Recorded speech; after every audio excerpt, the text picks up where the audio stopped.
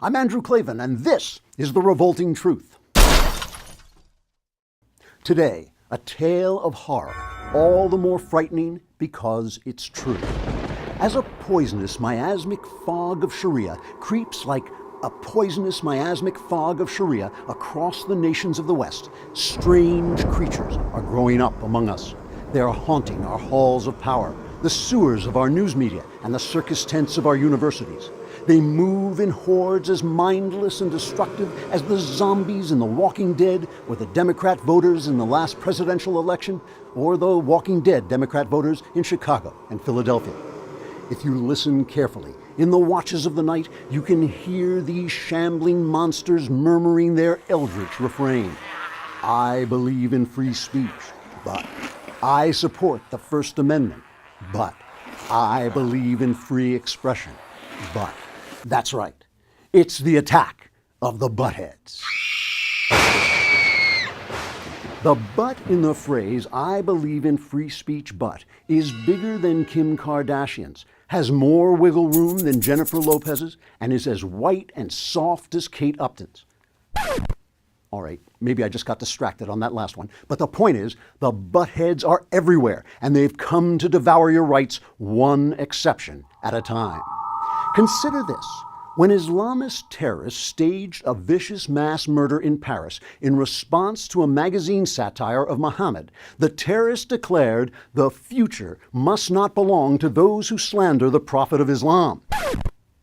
No, wait, that wasn't the terrorists, that was President Obama. No, it was the terrorists. No, it was Obama.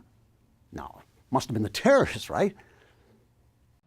The future must not belong to those who slander the Prophet of Islam. Anyway, whether it was the terrorists or our president, they were expressing the creeping butthead belief that there should be an exception to free speech when it comes to blasphemy. The Obama administration has even lent support to United Nations efforts to curtail blasphemous speech. And in England, Italy, and Holland, people are being prosecuted for anti-religious speech already. Now I know many of the West's foundational nations had anti-blasphemy laws. That's why they executed Socrates and Jesus. So what could possibly go wrong? But in the present day, those who try to outlaw blasphemy only look like Western human beings. They're really buttheads.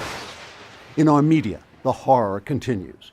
Even after the Paris slaughter, many Western news outlets refused to display cartoons that had offended the delicate sensibilities of cold-blooded Islamist butchers. Editors at the New York Times, a former newspaper, said, "We do not normally publish material deliberately intended to offend religious sensibilities," which was a lie, since they've repeatedly published material offensive to Christians. But then the editors of the Times only look like free-speaking men and women. They're really buttheads.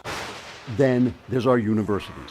From Yale to Purdue to UC Berkeley, the Academy's buttheads have banned, persecuted, and harassed students, teachers, and visiting speakers whose speech violated leftist principles by being truthful about Islamism.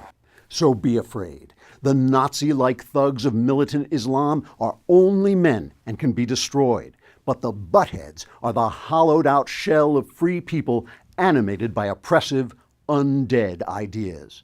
They're your worst nightmare. No buts. I'm Andrew Klavan with The Revolting Truth. To keep these videos coming, please consider making a small donation by clicking here. Please subscribe to our YouTube channel or visit us at truthrevolt.org.